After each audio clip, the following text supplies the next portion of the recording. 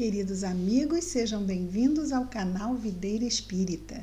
Meu nome é Cristina Brito e este é o programa Projeto 15 Minutos, o Evangelho segundo o Espiritismo. Aqui estudamos diariamente essa terceira obra básica da doutrina espírita, codificada a doutrina por Allan Kardec, não é? Esta terceira obra é ele mesmo, o Evangelho segundo o Espiritismo.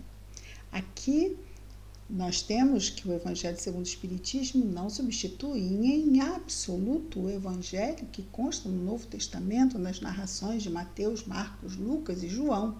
No entanto, Kardec nos mostra, através dos seus capítulos aqui, muito bem pensados e esquematizados pelo seu didatismo ímpar, como podemos utilizar a doutrina espírita para compreendermos o que Jesus nos traz no Evangelho. Então, é uma forma de aprendermos a usarmos a doutrina para entendermos as lições de Jesus. Estamos atualmente no capítulo 5, Bem-aventurados os aflitos, e hoje nós vamos ver o item 21. Estamos aqui na parte final do capítulo, que trata das instruções dos espíritos.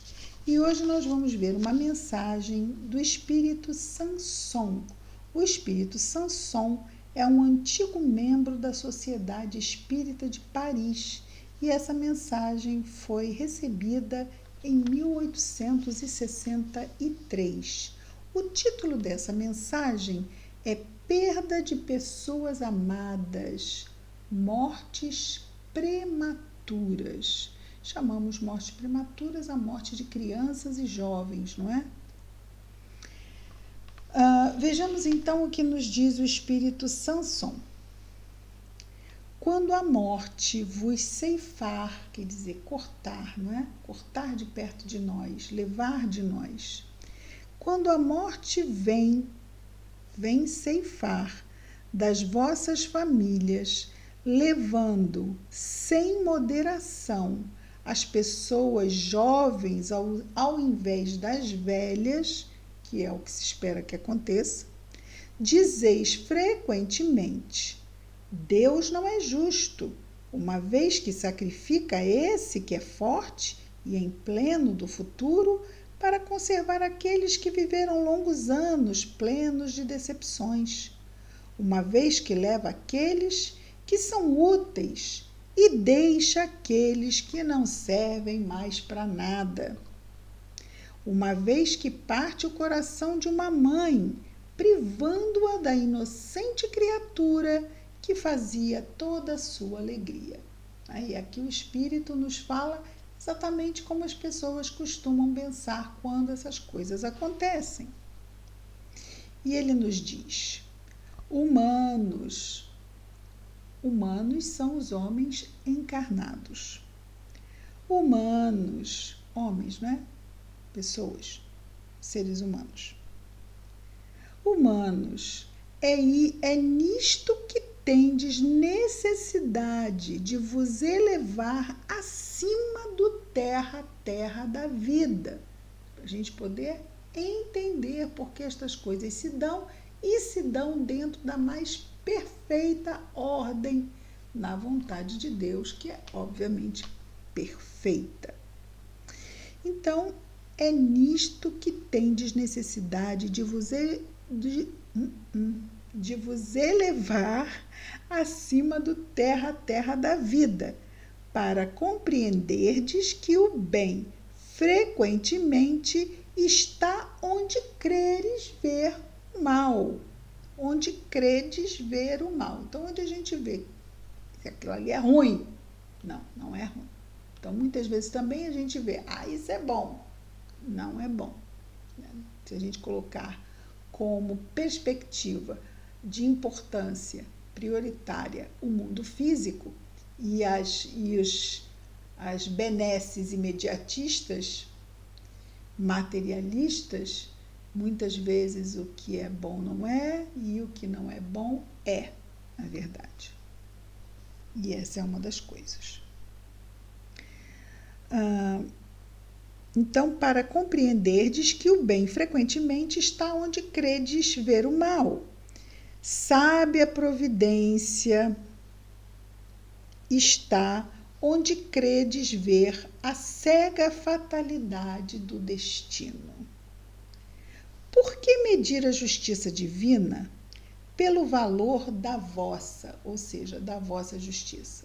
Porque na nossa justiça, na justiça humana, existem coisas que não são justas, mas na justiça de Deus, não.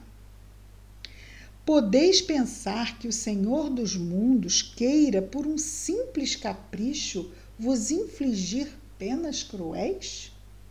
Nada se faz sem um objetivo inteligente, e qualquer que seja ao que se chegue, ou seja, qualquer que seja o objetivo que nós pensemos, cada coisa tem a sua razão de ser. Então, pensemos o que pensemos, os objetivos das coisas que nos acontecem são positivos. Às vezes não conseguimos ver, não é? Mas os objetivos são positivos. Quando muitas vezes reencarna um ser muito comprometido mentalmente, fisicamente, e pensamos, mas não fez nada, por que nasceu assim? Ali está uma pessoa que tem necessidades reencarnatórias que o obrigam a nascer assim, não é?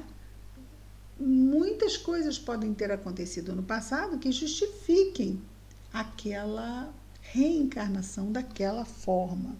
Isso já nem falando aqui no caso da desencarnação em tenridade, não é? Ou mesmo de uma desencarnação repentina. Mas estava tão bem. Estava. Porque às vezes a doença está ali, né? Quietinha, e puf, de repente ela aparece e já leva rapidamente. Ou então tropeça, cai, bate com a cabeça e tchum, vai embora assim, rápido. Tudo está dos planos de Deus, menos o quê? O suicídio. Então, nada se faz sem um objetivo inteligente, qualquer que seja ao que se chegue, esse objetivo inteligente que a gente possa pensar, cada coisa tem sua razão de ser. Se perscrutasseis, ou seja, se avaliássemos mais profundamente as questões, então, se perscrutasseis melhor todas as dores que vos afligem, nelas encontraríeis sempre a razão divina, razão regeneradora, e vossos miseráveis interesses seriam uma consideração secundária que relegaríeis ao último plano. Então, a gente está vendo aqui, né? Aqui na materialidade, vou perder isso, não vou ter aquilo, tudo nesta historinha curtinha que é a encarnação.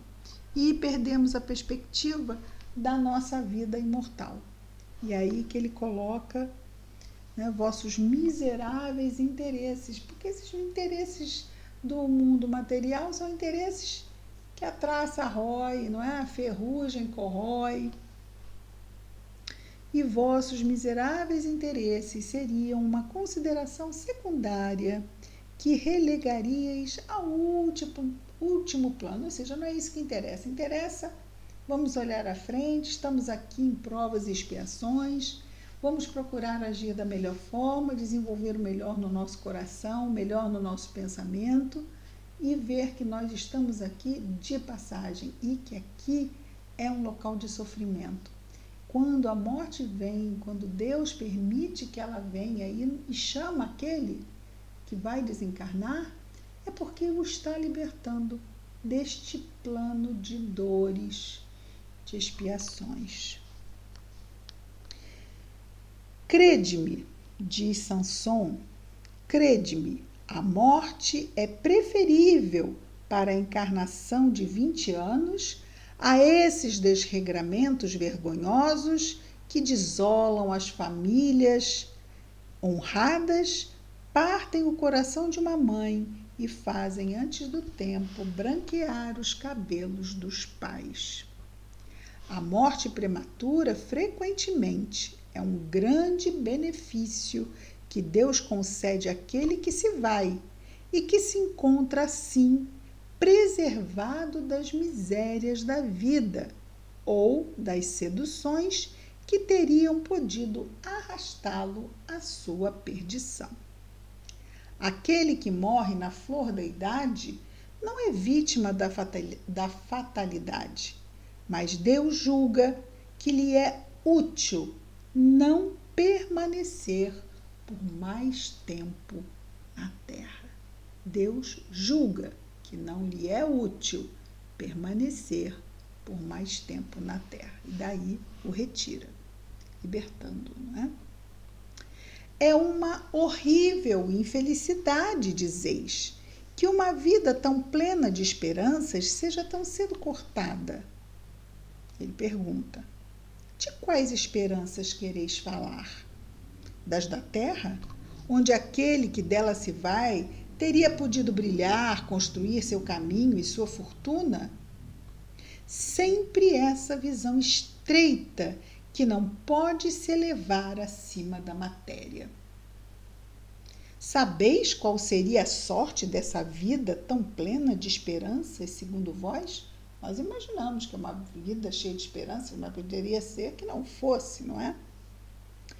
Quem vos diz que ela não poderia ser cheia de amarguras? A vida muda de um dia para o outro, não é? A pessoa está muito bem andando no dia, no outro pode estar entrevada. Lembramos aqui daquele ator que fez Super-Homem, o Christopher Reeve. Ele caiu do cavalo, ficou tetraplégico. Tetraplégico é aquele que só move, às vezes, a cabeça quando move. Então, a vida muda de um dia para o outro. Quem vos diz que ela não poderia ser cheia de amarguras? Contais, pois, por nada as esperanças da vida futura, já que preferis as da efêmera vida que arrastais sobre a terra? Preferimos? Pensais, pois, que vale mais ter uma posição entre os homens do que entre os espíritos bem-aventurados? Nossa, ele nos sacode mesmo, não é? Mas ele é aquele que abre a cortina e a luz da verdade chega a doer no olho. Regozijai-vos, ao invés de vos lamentar, quando apraz a Deus retirar um de seus filhos deste vale de misérias. Não há egoísmo em desejar que ele aí permanecesse para sofrer convosco? Parece que sim, não? Essa dor se concebe naquele que não tem fé. Essa dor desesperada da perda se concebe naquele que não tem fé e que vê na morte uma separação eterna. Mas vós, espíritas, sabeis que a alma vive melhor desembaraçada de seu envoltório corporal. Mães espíritas, não é? Sabeis que vossos filhos bem-amados estão perto de vós. Sim, bem perto. Vossos corpos fluídicos, ou seja, perispírito, não é? Vossos corpos fluídicos vos cercam, ou no caso, os corpos fluídicos dos que partiram, seus corpos fluídicos vos cercam, seus pensamentos vos protegem, vossa lembrança os embriaga de alegria. Mas também vossas dores desarrazoadas os afligem, porque essas dores desarrazoadas, denotam uma falta de fé e são uma revolta contra a vontade de Deus. Bom, não podemos impedir o passarinho de pousar na cabeça, mas podemos impedir ele de fazer ninho. Não podemos, enfim, impedir a dor do impacto de uma perda, de uma mãe, de um pai. A questão é estarmos alimentando esta perda. processo de luto é um processo normal que vai chegar a todos nós, espíritas ou não. Cada um vai superar no seu ritmo e com certeza a fé nos faz atravessar o período de luto de uma forma menos arrastadora. A fé, ela é ainda uma âncora na paz, né? Nessa confiança que temos no alto, de saber que os nossos amados estão sim amparados e bem cuidados. Isto faz diferença na superação de um luto, que é o processo de ressignificação da vida após a perda de um ente querido. E é um processo muitíssimo importante, não pode ser relegado a segundo plano. Estamos vendo aqui um espírito que está nos dando um sacode, mas nós nos sabemos ainda construindo ainda o espírito que queremos ser. Então, sim, ainda vamos sofrer muito essas situações acontecendo em nossas vidas, e o processo de luto é um processo muito saudável e muito importante nas vidas daqueles que perdem seus entes queridos. A fé é um instrumento da alma muito importante no processo de ressignificação da vida, ou seja, de superação do luto. Vós, estamos terminando, vós que compreendeis a vida espiritual, escutai as pulsações de vosso coração, chamando esses entes bem-amados, e se pedirdes a Deus para os abençoar, vamos evitar de chamar os entes bem-amados, né? Porque isso é evocação. Evocação se fazia no tempo de Kardec, não se faz mais.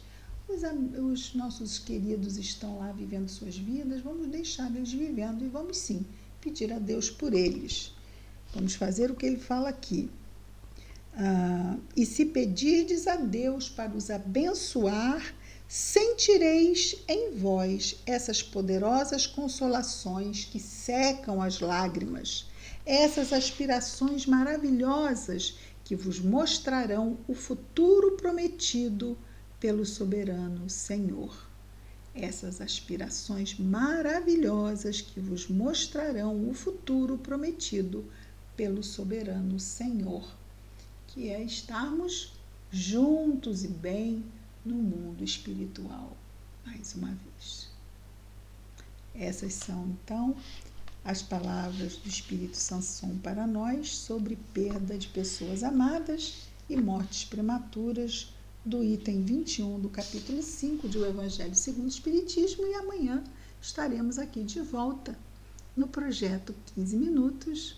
Muita paz a todos.